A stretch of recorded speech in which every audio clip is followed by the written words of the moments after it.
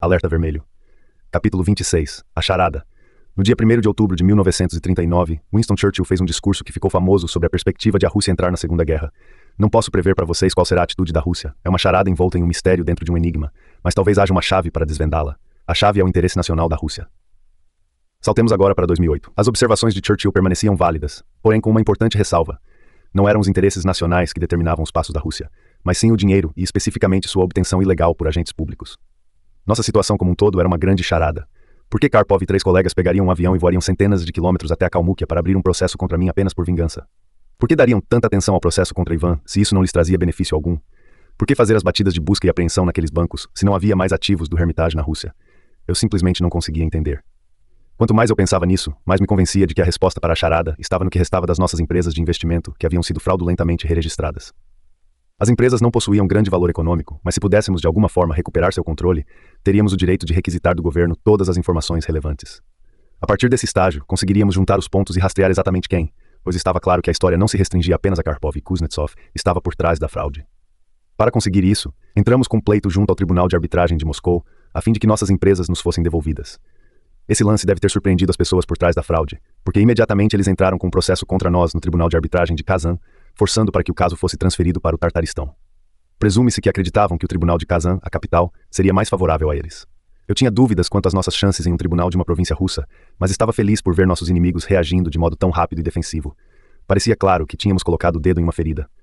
Eduardo e um advogado júnior imediatamente pegaram um avião para Kazan. Ao chegarem, em um dia frio de março, foram logo para o Fórum, um prédio elegante dentro do Kremlin da República do Tartaristão. Eduardo estava habituado a passar horas a fio em encardidos fóruns criminais, onde as pessoas eram agressivas e o ar carregado de tensão, mas aquele era um fórum de causas cíveis. O ambiente era mais agradável e as pessoas, bem, muito mais civilizadas. Na véspera da audiência, Eduardo procurou a funcionária responsável para ler o dossiê do processo. Ela digitou os nomes de nossas empresas em seu banco de dados e, prestativa, disse: "Há 2 processos envolvendo essas empresas. Você gostaria de examinar os 2? Era a primeira vez que Eduardo ouvia falar em um segundo processo, mas propositadamente não demonstrou qualquer reação à pergunta e apenas sorriu. "Sim, os 2, por favor." Ela entrou no depósito onde estavam armazenados os processos e voltou com uma caixa cheia de documentos, sugerindo que talvez fosse melhor para Eduardo estudá-los em uma mesa localizada no fim do corredor. Ele agradeceu e começou a estudar os autos. O primeiro referia-se ao processo movido por eles contra nós em resposta ao nosso pleito, que motivara a ida de Eduardo à cidade. Mas o segundo processo era total novidade para ele, uma ação penal de $581 milhões contra a Parfenion, outra de nossas empresas que tinham sido roubadas. Ele folheou a papelada embasbacado. A sentença era uma cópia daquela de São Petersburgo. Foram usados o mesmo advogado e os mesmos contratos forjados contendo as mesmas informações apreendidas pela polícia para comprová-los. No momento em que soube de mais essa sentença de $581 milhões, comecei a me perguntar quantos outros tribunais russos tinham julgado processos fraudulentos como esse contra nossas empresas que haviam sido roubadas. Compartilhei essa preocupação com minha equipe e imediatamente Sergei começou a pesquisar nos bancos de dados da Rússia inteira. E numa semana descobrimos mais uma sentença de $321 milhões no Tribunal de Arbitragem de Moscou. Tudo somado, sentenças no valor de quase $1 bilhão tinham sido proferidas contra nossas empresas roubadas, usando o mesmo esquema. Essas descobertas só tornaram a charada ainda mais complicada. Ainda não estava claro como os criminosos conseguiriam ganhar algum dinheiro com essas causas. O simples fato de eles serem credores desse dinheiro não significava que o montante seria magicamente transferido para suas contas bancárias. Não havia dinheiro para pagá-los. Eu estava convencido de que havia um objetivo oculto. Mas qual seria?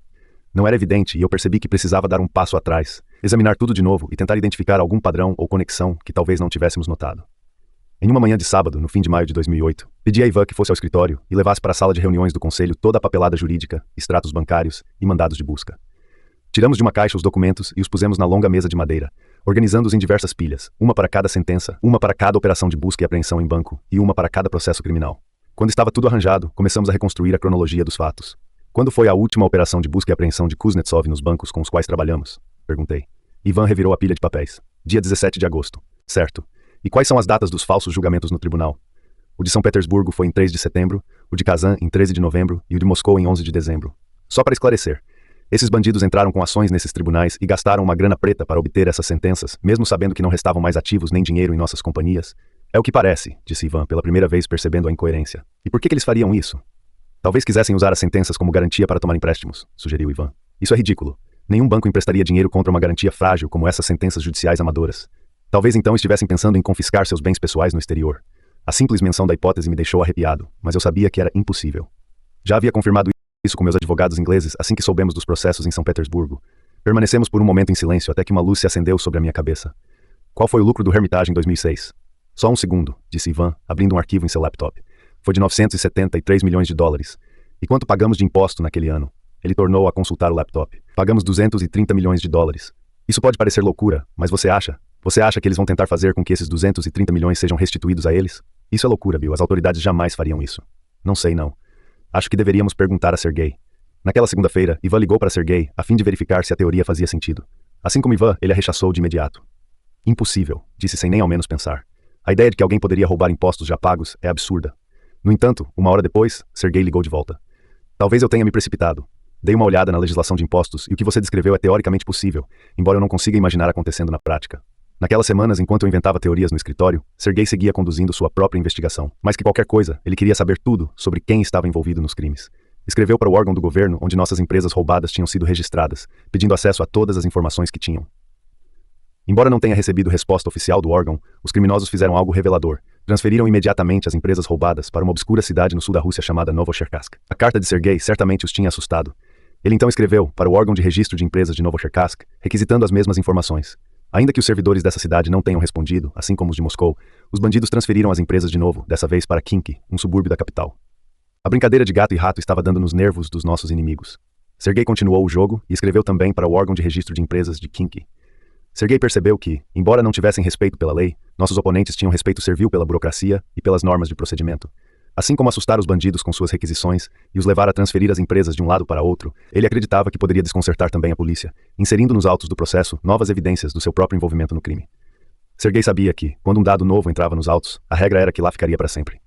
Ele tinha esperança de que, embora a investigação sobre o roubo das nossas companhias não estivesse indo a lugar nenhum, um dia, no futuro, um investigador honesto talvez pegasse o caso e agisse corretamente. Essa simples possibilidade bastaria para deixar os criminosos em permanente sobressalto. Sergei marcou uma audiência na Agência Estatal de Investigações para o dia 5 de junho de 2008. Ao chegar ao prédio, foi recebido pelo investigador no comando e levado ao seu gabinete. Pouco antes de o investigador abrir a porta, Sergei percebeu que as mãos do homem estavam tremendo. Assim que a porta foi aberta, ele entendeu por quê.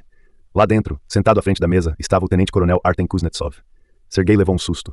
Encarou fixamente o investigador e disse: "O que ele está fazendo aqui?" Evitando contato visual com Sergei, o investigador respondeu: "O tenente-coronel Kuznetsov foi escalado para auxiliar a equipe de investigação neste caso. Primeiro tinha sido Karpov a ser escalado para investigar a si mesmo, e agora era Kuznetsov fazendo a mesma coisa. Não vou falar com você na frente dele", anunciou Sergei, com firmeza. "Está bem", respondeu o investigador, hesitante. "Então você terá que esperar no corredor até terminarmos nossa reunião." Sergei ficou sentado em uma desconfortável cadeira de metal por uma hora, segurando suas pastas no colo. Kuznetsov e o investigador provavelmente esperavam que Sergei desistisse do seu plano, o que não aconteceu.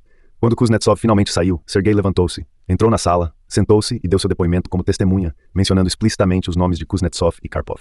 Seguindo normas processuais, o investigador não teve escapatória, acatou o depoimento e o incluiu nos autos. Sergei saiu da sede da Agência Estatal de Investigações e pegou o metrô. Era impossível compreender o que acabara de ocorrer. Ele estava preparado para tudo, para seu depoimento não dar em nada, ser ignorado e até para ser tratado com grosseria. O que ele não esperava de forma alguma era descobrir que o homem a quem estava acusando fazia parte da equipe de investigação. Foram necessários o trajeto inteiro de volta para o escritório e algumas voltas no quarteirão caminhando até que se acalmasse. Mas quando chegou à sua mesa de trabalho no escritório Firestone Duncan, ele descobriu mais uma novidade inesperada. Uma carta da sucursal do órgão arrecadador de impostos de Khimki, uma das agências oficiais de registro para as quais havia requisitado informações sobre nossas empresas roubadas. Ao abrir o envelope, constatou que pelo menos uma pessoa havia cumprido corretamente sua obrigação. Mais importante que informações e nomes, a carta mostrava que as pessoas que haviam roubado nossas empresas abriram contas em 2 bancos obscuros, Universal Savings Bank e Intercommerce Bank. Foi um tremendo avanço. Por que 3 empresas com $1 bilhão de dívidas fraudulentas e nenhum ativo precisariam de contas bancárias? Sergei imediatamente se logou no site do Banco Central, digitou Universal Savings Bank e descobriu que era tão pequeno que seu capital se limitava a apenas $1,5 milhão. O Intercommerce era só um pouco maior, com capital de $12 milhões. Essas instituições mal poderiam ser chamadas de bancos, mas ele reparou em algo ainda mais interessante. Por serem bancos muito pequenos, no momento em que recebiam qualquer valor, era possível perceber um pico no gráfico de depósitos. Com efeito, houve algumas entradas anormalmente vultosas. No fim de dezembro de 2007, pouco depois de abertas as contas para nossas companhias roubadas, o Universal Savings Bank recebeu depósitos que somavam $97 milhões, e o Intercommerce recebeu $147 milhões. Nesse momento, Sergei se lembrou da nossa pergunta sobre restituições de impostos. Os valores recebidos por esses 2 bancos eram aproximadamente os mesmos que as companhias do Hermitage haviam pagado em impostos em 2006. Era impossível que fosse mera coincidência. Rapidamente ele pegou as sentenças e as colocou ao lado das nossas declarações de impostos. Foi assim que tudo ficou claro para Sergei. A sentença do Tribunal de São Petersburgo contra a Mahaon era de $71 milhões. E não surpreendentemente, o lucro da empresa em 2006 foi exatamente de $71 milhões. A sentença contra a Parfenion, em Kazan, era de $581 milhões, valor idêntico ao lucro da empresa em 2006. O mesmo roteiro se viu em Moscou, no caso da Highland, a terceira das nossas empresas roubadas. No total, os participantes do conluio haviam forjado sentenças, criando dívidas falsas de 973 milhões de dólares para compensar lucros reais de 973 milhões de dólares. Sergei ligou no ato para Ivan, que após ouvir explicações por alguns minutos, se levantou num salto e acenou para mim e Vadim. Caras, vejam só isso, disse ele vibrando, apontando para a tela. Ivan entrou no site do Banco Central da Rússia e pudemos então visualizar os picos nos depósitos descobertos por Sergei. Filho da puta, falei. Bill, Sergei matou a charada, disse Ivan. Genial. Mas como podemos provar que esse dinheiro realmente veio dos órgãos de arrecadação fiscal? Perguntei. Vou perguntar para as minhas fontes em Moscou se elas podem verificar as transferências. Agora que sabemos o nome dos bancos, provavelmente podemos descobrir de onde veio o dinheiro, respondeu Vadim. 2 dias depois, Vadim irrompeu em minha sala e colocou lado a lado em cima da mesa várias folhas de papel. Aqui estão as transferências eletrônicas, anunciou, com um sorriso de satisfação. Peguei os papéis todos em russo. O que está escrito neles? Ele folheou rapidamente até chegar à última página. Esta aqui confirma o pagamento de restituição de impostos no valor de 139 milhões de dólares pela Receita Federal, a Parfenion. Esta se refere a 75 milhões restituídos à Highland. Esta última confirma o pagamento de 16 milhões de dólares para a Mahon. No total, isso dá 230 milhões de dólares. Era exatamente esse o valor, 230 milhões de dólares que havíamos pagado em impostos. Exatamente. Reunidos em minha sala, ligamos para Sergei a fim de parabenizá-lo por seu incrível trabalho investigativo. No entanto, apesar de ele ter decifrado a charada, ainda estávamos perturbados. Essas pessoas tinham roubado o dinheiro do contribuinte russo, dinheiro dele, de sua família, de seus amigos, de todo mundo que ele conhecia. Acho que nunca vi algo tão desonesto na minha vida, disse ele. Foi a maior restituição de impostos da história da Rússia. Era tão grande e escandalosa que acreditamos que nós os pegaríamos. Não havia dúvida de que era uma operação ilegal e fraudulenta, e agora tínhamos as provas necessárias para torná-la pública e colocar esses caras no banco dos réus. E era precisamente isso que tínhamos intenção de fazer.